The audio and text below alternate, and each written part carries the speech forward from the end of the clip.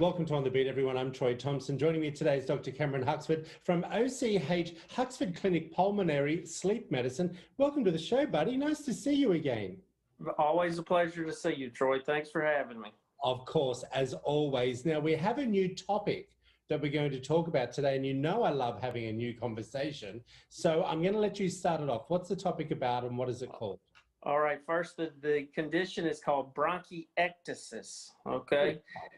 And that word means, you can break it down, ectasis means abnormally dilated, and bronchial is the airway. So this is a condition of abnormally dilated airways. The reason I'm bringing it up is because as we've done these for the last year or so, I'll have patients who want me to talk about their particular conditions to bring awareness to it.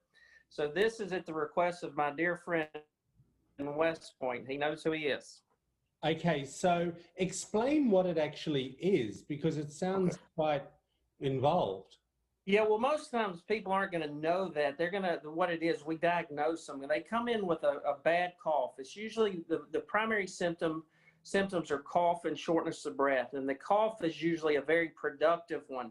The patients are coughing up lots of, copious amount of thick, discolored mucus.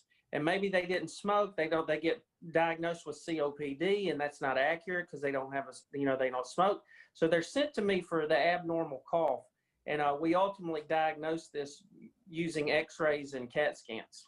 So it's a lung condition, correct? Correct. Yes, it's fairly common. Fairly common. Is it really? Yes. Is it something mixed in with bronchitis? Flare-ups of it can cause pictures or conditions that are similar to bronchitis, but it's kind of like bronchitis all the time.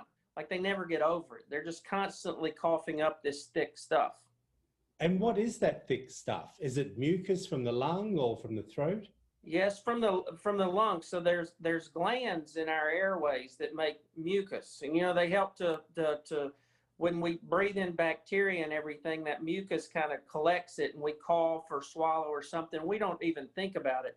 But when the airways get big like that, it disrupts the gland formation. And so you get this excess mucus production that can harbor bacteria. So often these people with a bronchiectasis will keep respiratory infections. It's hard for them to clear them.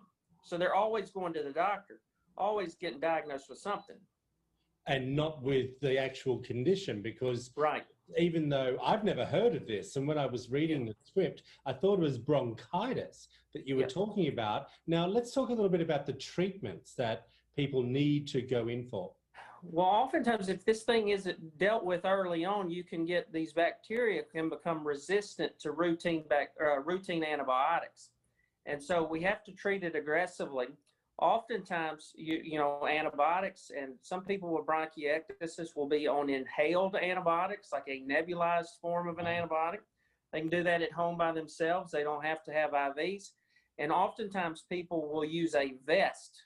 It looks like a life vest, if you will, that if you were water skiing, but it percusses your chest. It beats on your chest and helps you cough that stuff up. That's very, very good. Okay, now, is this a serious condition? Is this life-threatening?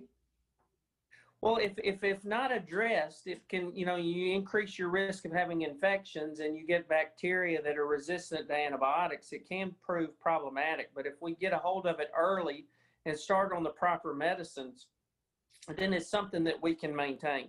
There's no cure for it. Oh, I was about to say, very quickly, is there a cure for it? And how long before the symptoms go away once you've been diagnosed and on the right medications? Usually, sometimes you'll always have some symptoms, but usually within some months of appropriate therapy, you can improve. Well, as always, Dr. Huxford, you always give us great information. Thank you so much. Thank you, Troy. Happy Thanksgiving. And to you, sir. If you want to find out more information, there it all is up on the screen for you. Dr. Huxford from OCH Huxford Clinic, Pulmonary Sleep Medicine. Back after this short break.